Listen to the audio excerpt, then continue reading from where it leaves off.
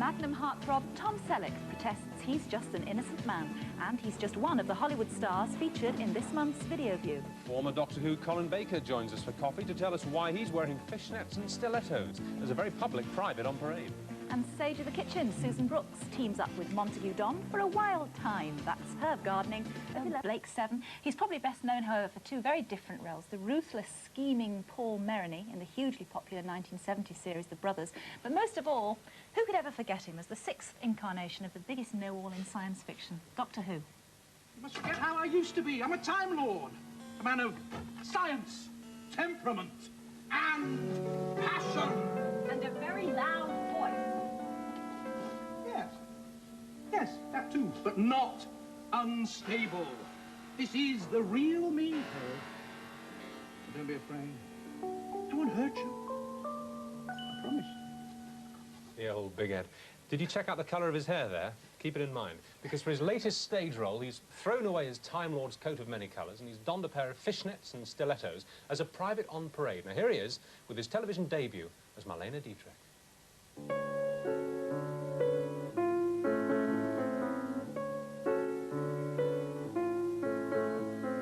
In a sleazy cabaret, there's a client's verse, oh, Pally, once I sang the night away. That's become so Karl Marx, alle Dankeschön, Comrades, Dankeschön.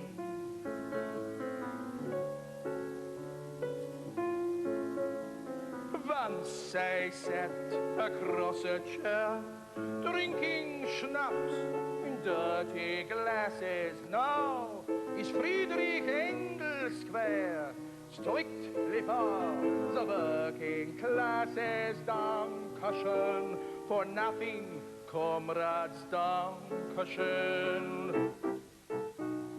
I can't run in heels like this, so come on, boys, one last kiss. A Dankeschön for nicht, Kameraden, Dankeschön. Ich liebe dich. Auf Wiedersehen.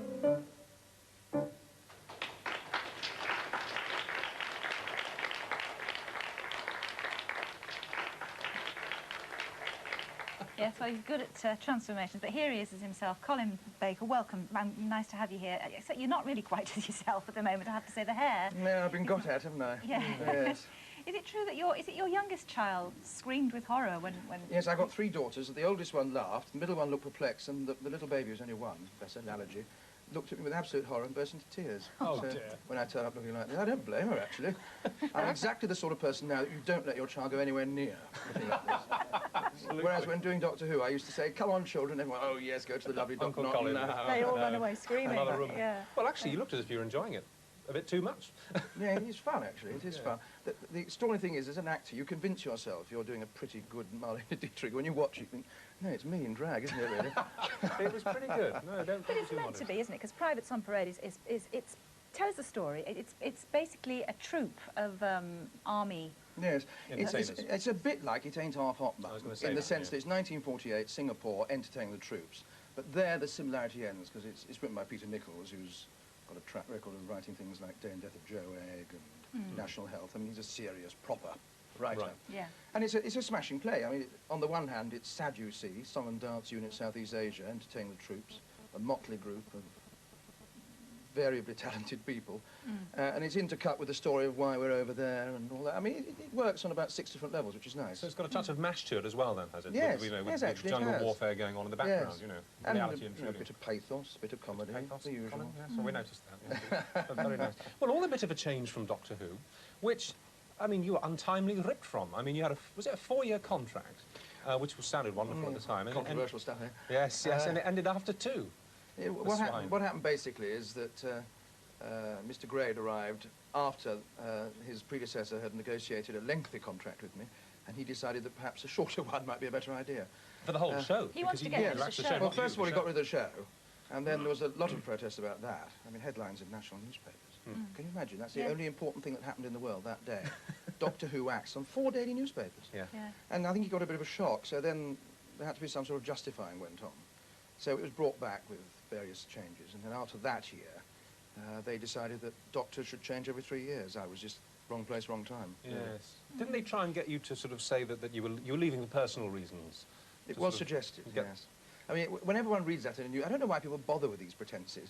When you see that someone is leaving to pursue other interests. Yes, or to spend more time with their family, you know exactly what they're talking about. So why bother? Let's just say, no, you've told me to go, so I'm going.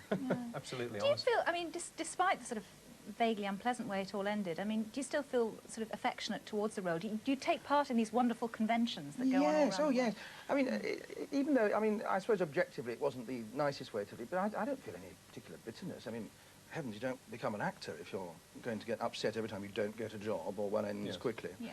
And I have great affection for the role. I mean, I wouldn't be sitting talking to you now probably today if it wasn't for that role. Yes. Yeah. And it was great fun to do. I mean, every established actor in the country wants to be in Doctor Who. You very rarely get refusals. Did you used to watch it as a kid, the very first episode? I'm flattered by the question.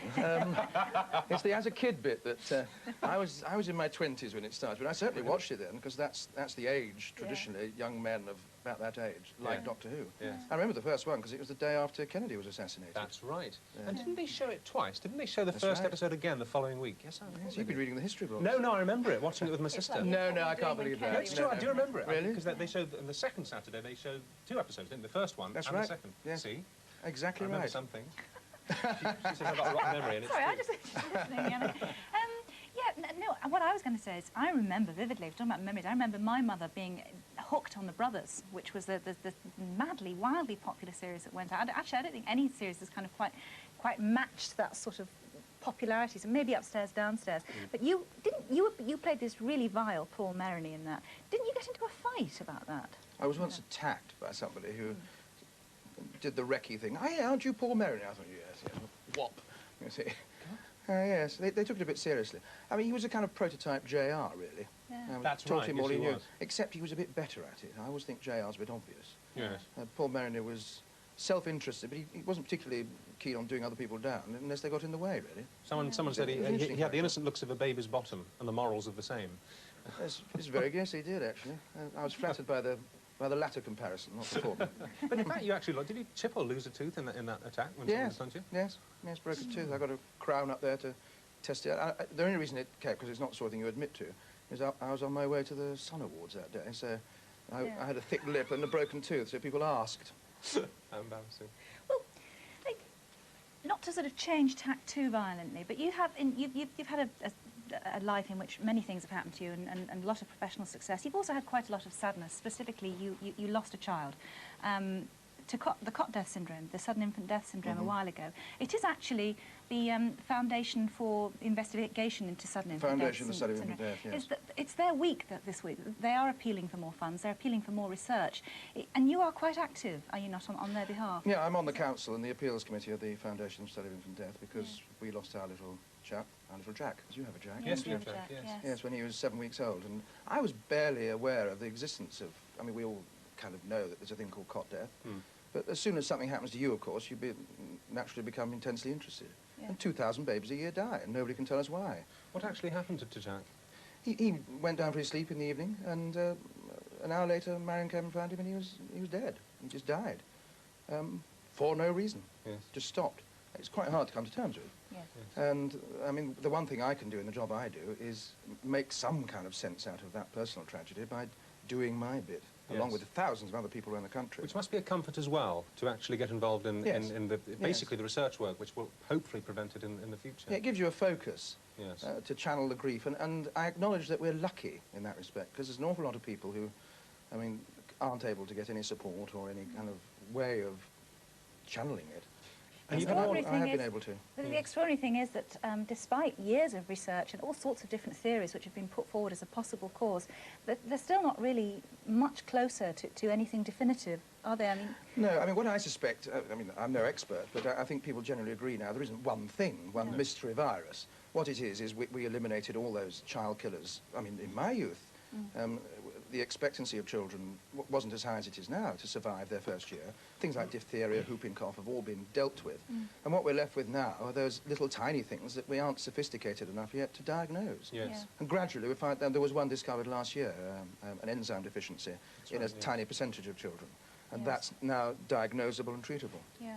And you've had more children since then. Three girls. Three girls. Three girls. And I mean, presumably, after something like that has happened to you, when each new baby is born, it's a nightmare, is it? Just watching and making sure. Well, yes, in theory it is, but I think we found that the only way to deal with it, I mean, because of the way we are, is to operate on the basis that it's not going to happen again, rather than because if you spend your life fearing that it might happen again, consciously, then you're not living, really. So we opted not to have a monitor, for instance. I mean, I know some people feel reassured by a monitor. We'd have felt terrified by the thing, the fact that thing going bleep, bleep, bleep the whole time. Because they do stop anyway, don't they, sometimes? Well, of course, babies can stop breathing for sometimes up to half a minute, you know. And, I mean, I think the principal use of a monitor is to help parents to relax, to feel that there's something else checking their child, to say going into the room every minute. Sure, sure. Well, go on. We'll be talking, I think, about this in more depth, actually, on Thursday's programme, but thank you very much for coming in and talking about it too. And good luck with Privates on Parade. It's on tour. It's on tour, Southsea this week, and I finish with it in Guildford at the end of August, but it carries on the rest of the year. And then your hair goes back to normal. Oh, thank goodness. And you get back to flatting. All right, well, thanks again. And we're off for another short break now. Stay tuned for Susan Brooks and Monty Don and some aromatic herb gardening.